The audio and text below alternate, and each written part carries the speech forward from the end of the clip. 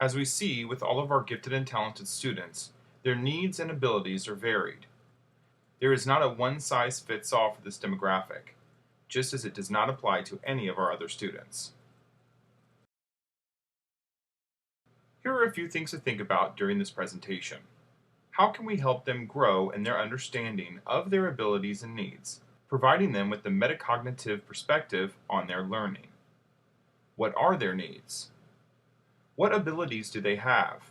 Do they realize? And how can we emphasize certain aspects of their learning so that they can grow intellectually, emotionally, and creatively?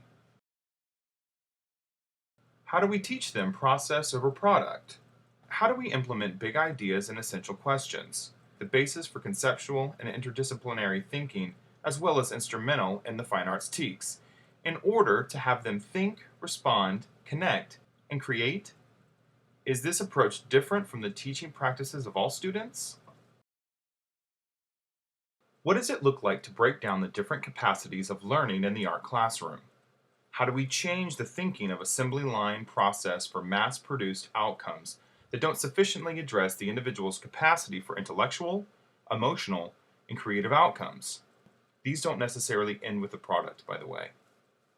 Process journals, mind mapping, graphic organizers, tell me how you're thinking, perspectives, and experimentation with ideas and possibilities. How do we tap into an individual's intellectual ability? Don't give them answers. Ask more questions. Have them come up with the questions. Different entry points to discussions and concepts and issues. Thematic, big ideas and essential questions.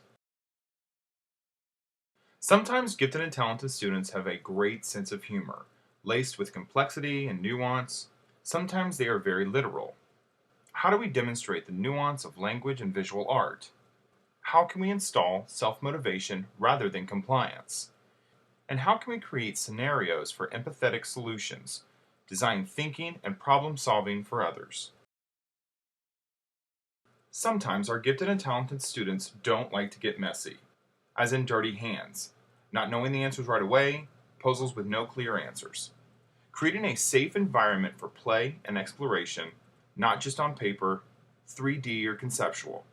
Incorporating technology, multidisciplinary, and hands-on experiences. How can others create? What is their process, and how does mine differ, or is it similar?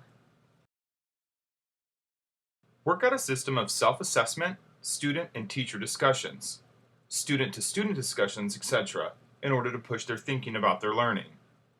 Metacognitive perspectives on how they best learn and best demonstrate what they know. What are their strengths? What should they work on in the art classroom to improve their abilities in a safe environment?